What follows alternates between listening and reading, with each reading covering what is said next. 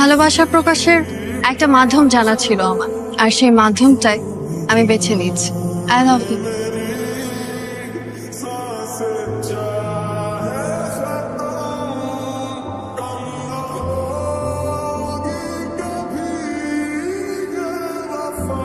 Ash, How dare you? How dare you propose to me like that? ক্যাম্পাসে সবার সামনে আমাকে নীল ডাউন করে প্রপোজ করছে। একটা ফালতু মেয়ে। তুই জানো না আমি কে? I'm the talk of the town. আরে I'm one of the best singers right now. তুমি আমাকে প্রপোজ করছো? তোমার মতো 100টা মেয়ে প্রতিদিন আমার বাসার সামনে দাঁড়ায় থাকে, আর তুমি কে? 2 দিন ঘুরছি ফিরছি, মাথায় উঠে গেছে, হ্যাঁ? তোর মতো এরকম 10টা মেয়ের সাথে আমি ঘন্টায় ঘন্টায় প্রেম করতে পারি দিনে, কিন্তু না, আমি যদি তোর মতো মেয়ের সাথে প্রেম করি তাহলে আমার স্ট্যান্ডার্ডে প্রবলেম হবে, আমার স্টেটাসে প্রবলেম হবে। You need to get the fuck out of my life. চলো।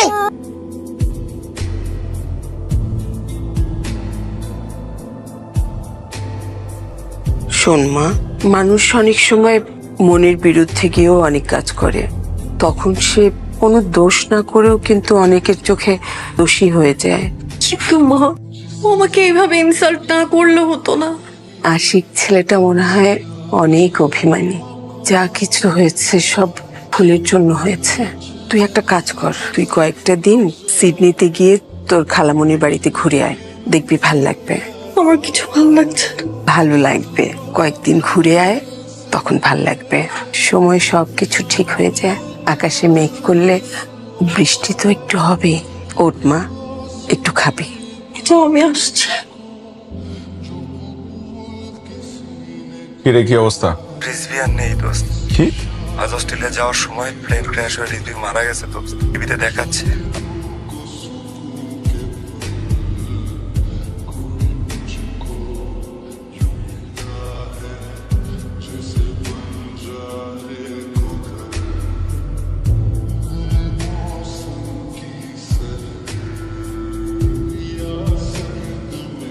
And I'm really sorry.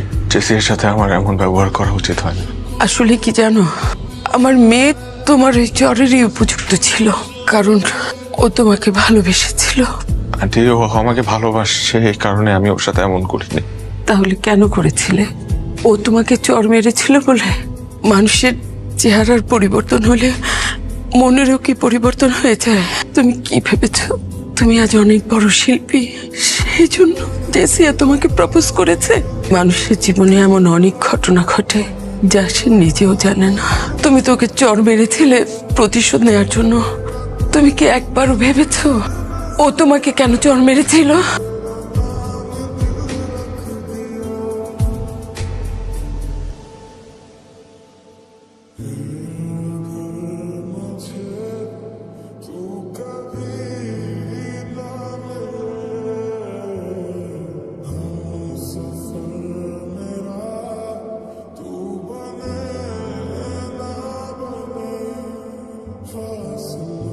আমি তোমাকে ক্যাম্পাসে একটা ছেলের কথা বলেছিলাম না?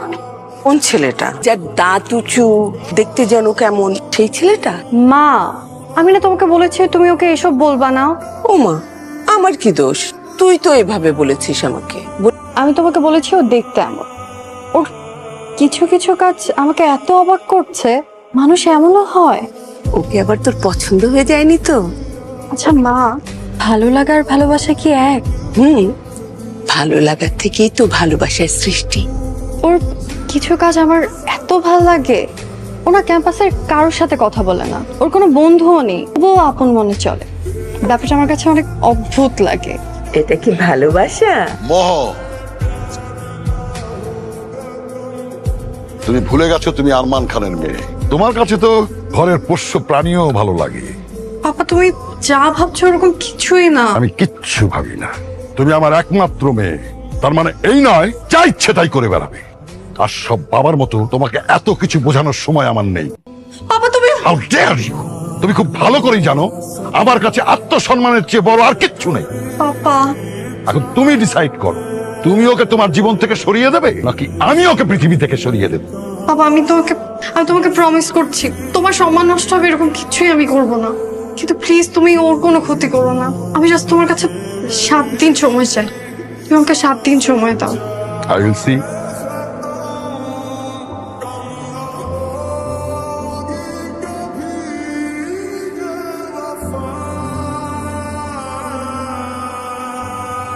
চোখের সামনে রাখবি না।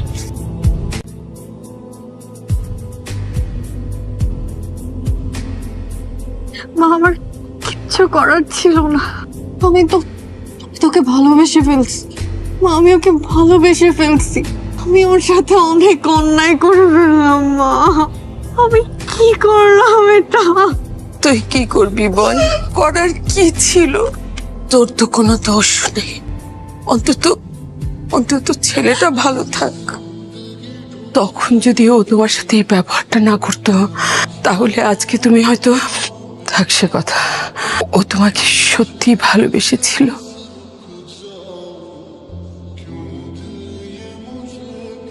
আচ্ছা, তুমি জানতে চাইবে না আশিক থেকে ফেমাস সিঙ্গার অ্যাশ কিভাবে হলে?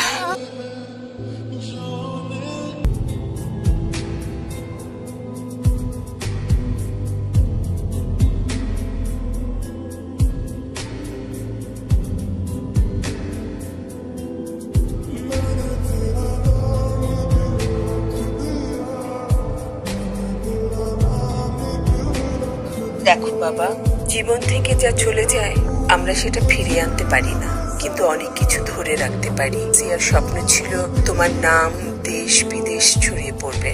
তুমি জেসিয়ার সেই স্বপ্ন মিথ্যে করে দিও না। তুমি ফিরে আসো। ও আজ আমাদের মাঝে নেই।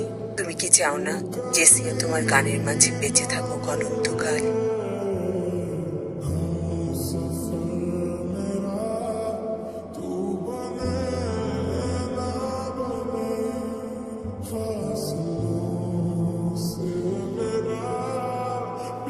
গাও গাও।